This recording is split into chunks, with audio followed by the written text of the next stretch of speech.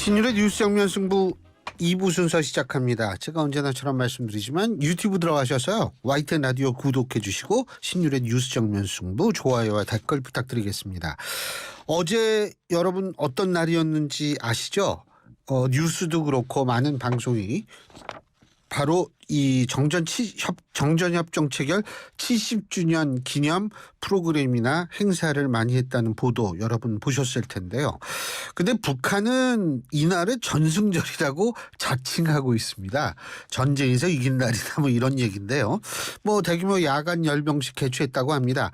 특히 중국하고 러시아가 열병식에 참여하면서 한미일 북중러 구도가 다 굳어지는 것 아니냐 이런 얘기가 나올 수밖에 없는 상황인데요. 관련 얘기 통일연구원 조한범 선임연구위원과 나눠보겠습니다. 조 박사님 안녕하세요. 안녕하세요. 예. 자, 이 어제가 이제 정전협정 체결 70주년이 된 거죠. 그러니까 이 정전협정이라면 이제 전쟁이 끝났다 이거죠, 그죠? 아니죠. 아닌가요? 전쟁이 끝났다는 건 이제 멈췄다. 그 평화협정이고요. 예, 멈췄다. 그죠? 네, 그러니까 예. 그 휴전협정입니다. 휴전. 예.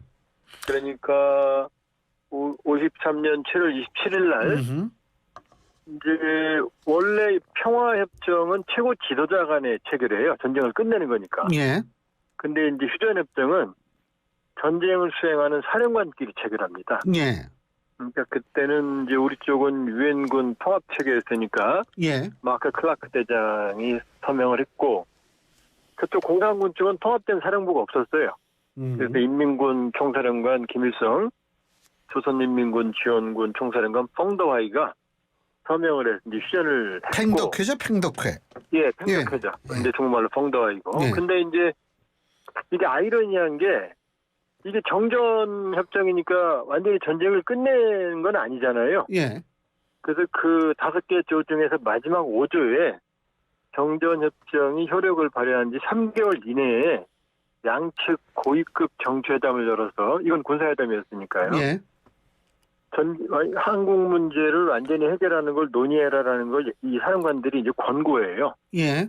근데 이제 3개월 이후에 평화협정 체결 이런 게 진행이 됐을 물론 94년에 이제 한번 해봤는데 실패했고요. 그게 이제 70년 동안 지속이 된 거죠. 근데 박사님, 이제 야당 일각에서는 또 이 종전 선언, 협정이 아니죠. 종전 선언 얘기가 또 나오는 모양인데, 이 우리 청취자 여러분을 위해서 협정과 선언, 구속력에 있어서 어떤 차이가 있는지 잠깐 설명해 줄 수 있어요? 선언은 구속력이 없어요. 구속력이 쉽게 없죠. 말하면 예. 자기야 사랑해 그게 선언이고요. 예. 결혼 시기 협정입니다. 이게 그러니까 확 이해가 되네요. 예. 예, 왜냐하면 근데 이제 원래 종전 선언이란 단계는 없어요. 평화협정을 체결하면 평화협정의 제1조가 종전입니다. 원수 전쟁 끝낸다. 아하. 근데 이제 한반도는 핵 문제도 있고 미중 정략 경쟁이 있고 남북 문제 복잡하게 얽히고 그러니까 예. 평화협정 체결하는 게 하루아침에 안 되죠. 쉽지가 않죠. 예. 그러니까 평화협정에서 종전에 해당하는 부분만 따로 떼어내서 종전 선언을 해서 이제 서로의 신뢰의 징표로서 이걸 시작하다라고 시작했다는 게 이제 이게 종전 선언이에요. 종전 선언이고 원래 아이디어는 우리가 낸 게 아니고요. 예. 그 부시 대통령이 처음에 2006년에 냈어요. 그러나 종전 선언은 선언이기 때문에 법적 구속력은 전혀 없습니다. 그러니까 사실 뭐 의미 부여라는 거는 할 수는 있겠지만 그렇다고 해서 과중한 의미 부여는 힘들다 이렇게 이해해도 되겠습니까? 그 결혼을 해서 만일에 파기하면 법적 책임이 생기죠. 그렇죠. 그런데 자기가 사랑했는데 나 오늘부터 내일부터 사랑 안 해 그러면 도덕적인 책임은 있지만 그렇죠. 아무런 문제가 없죠. 없는 거죠. 그런 그렇죠. 겁니다. 예. 그게 단순하게 비교해 보면. 그리고 북한은 이 전승절이라고 스스로 칭하고 있지 않습니까? 예, 예. 일종의 정신승리적 단어인 것 같은데 이거 어떻게 보십니까? 북한은 사실 극장국가입니다. 아하. 왜냐하면 북침이라고 역사를 이제 왜곡을 해서 예. 세계 최강의 제국주의 세력들이 북침을 했는데 그걸 김일성이 위대한 능력으로 이겨냈다. 이렇게 이제 역사를 왜곡을 했고요. 예. 그러니까 제국주의 세력과 싸워서 이겼으니까 얼마나 기쁜 날입니까, 북한에서는. 그렇게 되니까 이 7.27이 없으면은 아마 김일성 체제의 정당성도 없을 정도로 예. 이 7.27은 북한 정권의 조작된 신화의 근원이에요. 그러니까 뭐 요 시기가 되면 근데 이제 문제는 김정은은 7.27하고 관계가 없잖아요. 그렇죠. 근데 이제 김정은의 권력이 취약하니까 이 7.27을 자기 걸로 만들어요. 어떻게요? 그러니까 예를 들면 뭐 이제 김정은이 5살 때 탱크 몰고 그랬다며요. 네? 제가 왜 농담으로 그러잖아요. 그 만화의 가제트 형사라는 거 아세요? 팔다리 쭉쭉 예. 늘어나는 김정은은 무슨 가제트 다리를 가졌나? 전 그런 생각을 했죠. 탱크를 몬다는 얘기는 저는 못 봤고요. 다만 5살 정도 때에 예. 세계적인 요트 선수와 요트 경기에서 이겼다 이런 얘기 나옵니다. 뭐 그거나 거기죠. 그러니까 예. 이제 그렇게 보면 이제 원래 북한의 노병대회라는 게 있거든요. 그러니까 예. 한국전쟁 6.25 참전한 노인 병사들을 이제 불러다 행사를 하는 건데 김정일 때 한 번 했어요. 93년에. 예. 근데 김정은 때 이걸 무려 7번이나 더 합니다. 매년. 그러니까 7.27의 승리라고 포장되는 걸 그러고 나서 이제 자기 할아버지 김일성이 입었던 원수복을 동일하게 입고 열병식하고 예. 그러니까 전쟁 시기에는 뭐 태어나지도 않은 것뿐만 아니라 아무 관계도 없는 김정은이 그 전승이라고 하는 걸 자기의 업적으로 치장을 또 해요. 나가도 이제 너무 나간 거죠. 그렇기 그렇죠. 때문에 어제도 사실 이제 아주 화려하게 열병식하고 뭐 중국 대표도 러시아 대표 부르고 한 거죠. 근데 박사님, 이 열병식은 왜 밤에 해요? 이 사람들이? 제가 말씀드렸죠. 극장국가라고. 극장국가. 그러니까 최대 한도로 그 예. 극적 효과를 높이기 위해서. 그렇죠. 극적인 효과를 높이려면 밤에 하면 예를 들면 이 비행기들은 은밀성, 전투기들은 은밀성이 생명이잖아요. 예. 근데 이 사람들은 열병식 할 때 그 비행기에다 LED 등을 달아가고 아주 화려하게 통행을 써놓습니다. 그럼 뭐 대공포를 맞춰 떨어뜨릴 수 있어요. 그러니까 극적인 효과가 목적이지.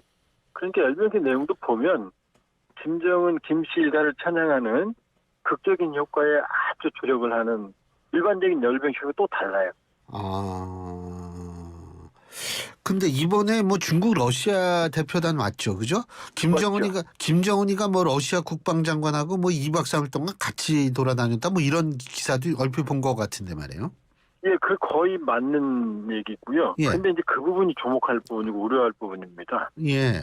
원래 북중 관계가 90이면 북러 관계는 10도 안 돼요.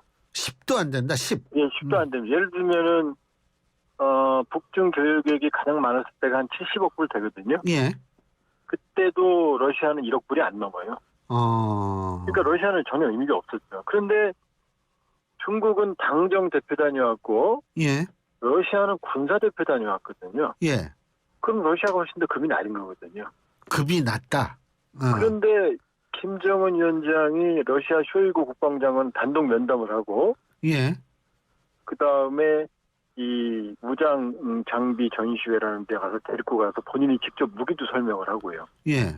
그다음에 경축 공연에도 데리고 가고 본인이 다 그런데 이제 중국 그렇게 중요한 중국은 대표단은 친서도 그냥 길거리에서 받아요. 그 공연장 그 복도에서 쇼이구 옆에서 받습니다. 시진핑에 대한 모욕이죠. 그리고 단독 면담도 하지도 않아요. 예. 그건 왜 그러냐면 두 가지 의미가 있는데 예. 이번에 중국 대표단의 급이 좀 낮았어요. 2018년 왔을 때는 전인대 상무위원회 위원장이었는데 부위원장이었거든요. 예. 그러니까 중국 요새 미국하고 좀 화해를 하려고 하다 보니까 좀 이제 수위를 낮춘 거죠. 기분 나쁘다 이거군요. 기분 나쁘다는 걸 표시한 것 같고 이제 더 중요한 건 쇼이구 국방장관을 저리까지 할 이유가 없는데 왜 그랬냐면 지금 러시아가 우크라이나 전쟁은 종전은 어렵고요. 예. 휴전 아니면 이제 장기적인 소모전입니다. 예. 그럼 장기적인 소모전이면 그 소모되는 탄약을 공급할 때가 북한밖에 없고요. 휴전을 하게 되면 러시아가 점령한 지역을 재건해야 되는데 예. 거기에 필요한 노동력도 또 북한밖에 없어요. 그러면 북한은 노림수는 러시아는 일단 에너지가 있고 예. 식량이 있죠. 예. 거기다가 또 군사 기술을 줄 수가 있거든요. 중국은 그거 없나요? 중국은 그렇게 못 줍니다. 그렇게 못 주나요? 예, 미국과의 관계 때문에? 그것도 있고 본인들도 식량은 부족하고요. 그만큼 북중 관계는 또 친한 것 같으면 애증의 관계가 있어요. 그러니까 김정남을 중국이 보호하고 있었거든요. 김정은의 형, 이복형. 예. 그 죽이잖아요. 김정은. 예. 왜냐하면은 김정은 정권에게 중국은 도움도 되지만 언제든지 중국 북한 내정에 간섭할 수 있는 나라거든요. 예. 그러니까 전통적으로 북중 관계가 있었는데 이제 북러 관계라는 이제 또 하나의 출구가 생겼기 때문에 이건 이제 새로 이제 뜨거운 감자가 될 거예요, 향후에. 그렇군요. 근데요, 어제 이 러시아 국방장관하고 무슨 무기 전시장 같은 거 이렇게 가는 거 보셨죠? 조 박사님. 설명했죠, 직접. 그죠? 예. 조 박사님 보실 때 그 무기들이 뭐 대단한 수준이라고 평가하십니까? 제가 말씀드리는 것보다 얼마 전에 우리 군이 서해에 떨어진 북한 정찰위성을 수거했죠. 예. 그때 뭐라고 말했냐면 군사적 효용성이 없다 이렇게 말한 게 아니라요. 예. 군사적 효용성이 전혀 없다 이렇게 말했어요. 그러니까 뭐 어마어마하게 흉내는 내놨지만 예. 그 안에 들어가는 정밀한 부품들을 북한이 만들 능력이 안 됩니다. 흉내는 냈지만 무슨 무기를 세일즈했다. 아무리 이빨 빠진 러시아이지만 첨단 무기를 만든 러시아가 그렇죠. 그 북한한테 그건 아니고요. 예. 그건 김정은 위원장이 무엇을 연출한 거고 사실은 탄약입니다. 총알. 예. 우크라이나 전쟁이 첨단 무기가 지배하는 게 아니에요. 탄약, 포탄이 지금 부족해서 안겠다 고역이거든요. 예. 그러니까 러시아 대표단은 바로 이제 그 자신들이 매일 소모하는 탄약을 북한은 70년 동안 전쟁을 준비했으니까 그건 되거든요. 예. 그 무기도 호환성이 있고 그러니까 무슨 무기를 세일즈한다. 그건 이제 러시아 자존심 좀 긁는 얘기죠. 러시아가 아무리 이빨이 빠져서 그 정도는 아닙니다. 근데 저는 사실은 우크라이나 러시아 전쟁을 보면서 무슨 생각이 드냐면 이 러시아는 그 강대국이고 땅덩어리가 넓은 나라잖아요. 그죠? 예. 우크라이나는 그거에 비하면은 그렇지 않은 나라인데 그래도 전쟁을 하다 보니까 여기도 우리 쉬운 표현으로 해서 총알이 떨어지더라고요. 러시아도. 그죠? 그게 이제 독재 국가의 한계인데요. 저 그거 보고 놀랐어요. 예, 그게 왜 그러냐면요. 예. 제가 그 소련에서 유학을 해서 아는데. 맞아요. 상페테르부르크에서 하셨죠. 예, 사회주의 특징이 뭐냐면요. 예. 서류에는 있는데 참고에는 없어요. 첫 번째. 그리고 두 번째는 부정부패가 심합니다. 아하. 그러니까 프리고진이 반란 일으켰는데 푸틴이 프리고진한테 뭐라고 못하는 게 예. 프리고진 말이 맞거든요. 그러니까 러시아 군부가 썩었기 때문에 예. 약속했던 포탄이나 지원이 없으니까 예. 그런 상태에서 프리고진이 뭐라고 그러니까 프리고진을 제거하려고 그러니까 예. 프리고진이 이제 들이받은 거거든요. 아하. 그러니까 자기 측근인 쇼이구나 그 부정부패의 원흉인 쇼이구 장관이나 게라시모프 참모총장도 버릴 수가 없고 예. 프리고진 말도 틀린 게 아니고 그러니까 이제 반란 사태가 저렇게 위야무야 되는 거죠. 그러니까 장기적인 전쟁 수행 능력은 러시아는 없다고 봐요. 피곤한 거죠. 이번에 그 전쟁으로 말해요. 참 러시아의 좀 실제적 모습을 보게 된 것 같아요. 진짜로. 근데 러시아가요. 세계 최강의 러시아가 저 모양인데 예. 북한처럼 끼니를 못 때우는 나라가 무기가 실제 상황은 어떻겠습니까? 글쎄 저도 그걸 여쭤보려고 그랬어요. 예, 그러니까 겉으로 극장 김정은을 위한 화려한 열병식을 왜 합니까? 그 시간 있으면 군인들 쉬게 해줘야지. 그렇죠. 그런 과시형은 일부는 되지만 그러나 무시해서는 안 되지만 예. 요즘 미국이 싸움 잘하는 게 괜히 잘하나요? 돈 많으니까 싸움 잘하는 거죠. 그렇죠. 현대전은 돈이 해결하는 거고 기술력이 해결하거든요. 이번에 글로벌 호크 엔티나 리퍼 흉내냈지만 저거 지금 식별된 지가 한 달밖에 안 됐거든요. 예. 근데 저거 개발하려면 10년도 넘어 걸려요. 훈련. 우리 KF-21 지금 첫 비행한 지 지금 1년 넘어갔는데도 계속 그렇죠. 앞으로도 몇 년 더 시험하거든요. 근데 한 번 띄우고 나서 실전 배치한다는 건 말도 안 되는 거죠. 예. 아니 어쨌든 제가 이렇게 보니까 엄청난 나라일 것 같은데 중국도 만일 무슨 일이 발생하면은 러시아처럼 막 탄약도 부족하고 이렇게 될까요? 더 할 겁니다. 더 할 왜냐하면 그 중국의 무기의 원천이 기술이 러시아 거거든요. 근데 러시아께 저렇게 형편없다는 게 지금 입증이 됐는데 그걸 카피한 중국이 오죽하겠습니까? 그러니까 중국도 패자당이니 뭐니 부정부패가 저기도 심각하거든요. 그렇겠죠. 그러니까 예. 자유민주 체제가 좀 혼돈스러운 것 같지만 건강한 게 예. 여기서는 그럼 자꾸 고치거든요. 그렇죠. 근데 독재 체제는 그 영원히 가거든요. 네. 그리고 자꾸 그러니까 덮고 그럼요. 그냥. 덮고 썩고 또 예. 썩은 게 또 썩고 그렇기 때문에 중국, 러시아, 북한 다 독재 체제 아닙니까? 그렇죠. 그러니까 그 문제는 독재는 잠시 강해 보일지 모르지만 예. 다소 혼란스럽더라도 민주주의, 자유민주주의 체제가 훨씬 더 건강한 겁니다. 그렇죠.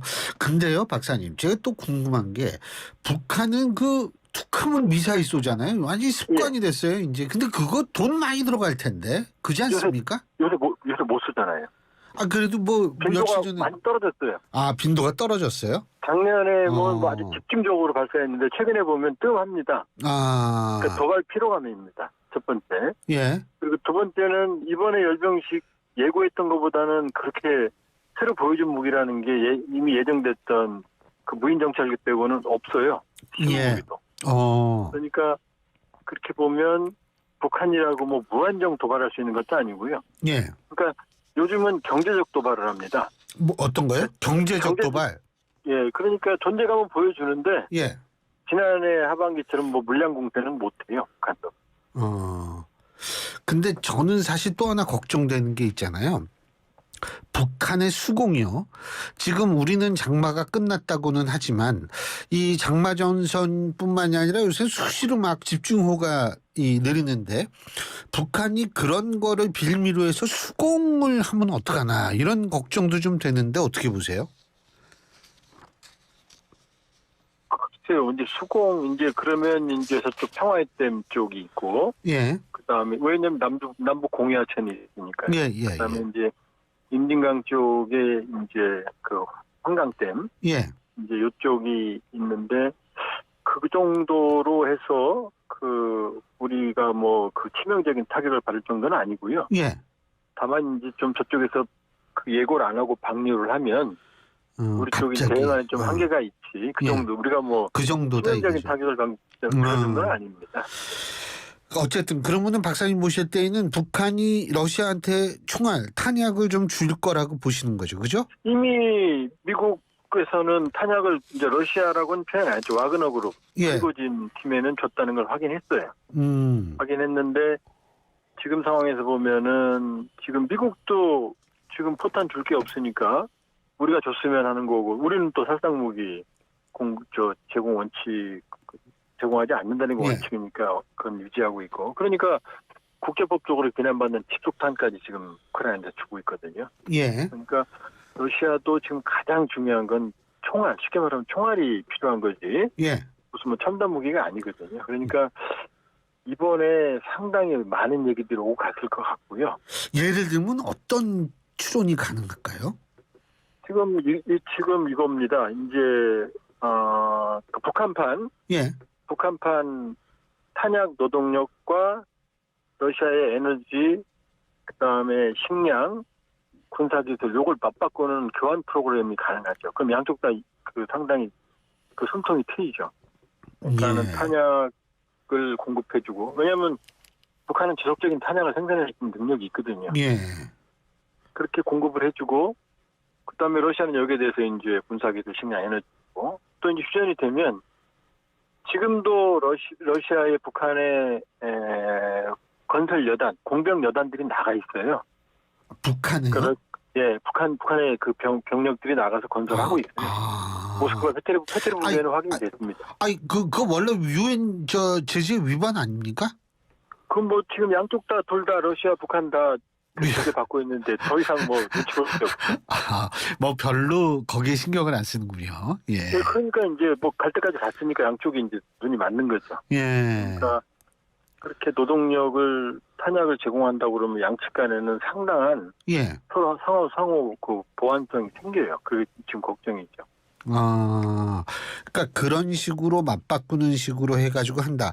그런데 중국이 옆에서 가만히 보면 좀 괘씸하게 생각하지 않을까요? 근데 이제 중요한 건 북한이 예. 중국말 안 듣거든요. 뭐 핵실험할 때 뭐 중국 눈치 본다, ICBM 볼 때 뭐 허락받는다 그런 일 없습니다. 예. 그러니까 북한은 필요한 마이웨이를 가는 거고. 그러니까 계획이죠. 이걸 버리자니 유일한 이 자기들의 군사 동맹이고 지금 중국의 친구가 아무도 없잖아요. 그렇죠. 거기다 북한마저 만일에 등 돌리면은 중국은 정말로 고립이거든요. 그러니까 때릴 수도 없고 얼르면 기고만장해지고 그러니까 북중 관계가 항상 애매한 거예요. 그러니까 일부 정치 우리나라 국내 정치 세력이 얘기하는 야 이거 중국하고 이거 잘 지내야지 이 북한을 컨트롤할 수 있는 거 아니냐 이런 얘기가 부분적으로는 맞을 수 있지만 또 상당히 틀릴 수도 있다 이렇게 이해가 될 수 있을 것 같은데 말이에요. 이거죠. 예를 들면은 북한의 생명줄인 원유를 그 파이프라인이 단둥에서 신의로 넘어가는 파이프라인이 있거든요. 예. 그걸 잠그면은 제가 보기에 3개월은 좀 그렇고 한 6개월 내에 북한은 붕괴할 겁니다. 근데 과연 중국이 그 말을 들어주겠냐는 거죠. 북한이 붕괴되면 예. 중국이 북한을 붕괴시킬 정도로 압박을 가하면 그럼 양국 관계는 파탄 나거든요. 그렇겠죠. 북한이 중국말을 듣는 게 아니고 완전히 영원한 원수로 취급을 할 거거든요. 그렇죠. 그 정도 모험을 중국이 하겠냐는 거죠. 미국이 그렇게 중국한테 니들이 좀 힘을 쓰면 해결된다 그래도 모르는 체 하지 않습니까? 이번에도 지금 핵무기 열병식 주석단 앞에 핵무기 지나가는데 중국 대표단이 쳐다보고 있었잖아요. 예. 그 목이 난 거거든요. 예. 근데 이제 김정은은 이제 양쪽에 러시아, 중국 대표단 세워놓고 봤지 이거 우리 핵무기야. 이건 사실상 암묵적인 무기이거든요. 그게 중국의 사실은 강해 보이지만 처지거든요. 예. 그러니까 우리나라 정치하는 사람들도 중국을 지나치게 과대평가할 필요는 없을 것 같다라는 생각이 얼핏 들어요. 중국하고 잘 지내서 중국이 한반도 문제를 해결하는데 힘을 써주고 그럴 능력이 있다. 그럼 잘 지내야죠. 예. 근데 지금 미국이 저렇게 전방위로 압박해도 중국이 북한한테 영향력 행사 안 하잖아요. 아하. 근데 우리가 좀 잘 지낸다고 해서 우리 말 듣겠습니까, 중국이? 그렇죠. 맞아요. 뭐 다른 건 모르겠는데요. 다른 건 제가 평가할 주제는 못 되고 다만 우리가 중국한테 잘 지내면 중국이 협력해준다? 그건 전제 자체가 틀렸습니다. 예, 잘 알겠습니다. 하여간 우리가 지금 이 한반도 정세를 좀 객관적이고 좀 잘 볼 필요가 있는데 오늘 도움 많이 됐던 것 같습니다. 오늘 말씀 잘 들었습니다. 고맙습니다. 예, 고맙습니다. 예, 지금까지 통일연구원 조한범 선임연구위원이었습니다.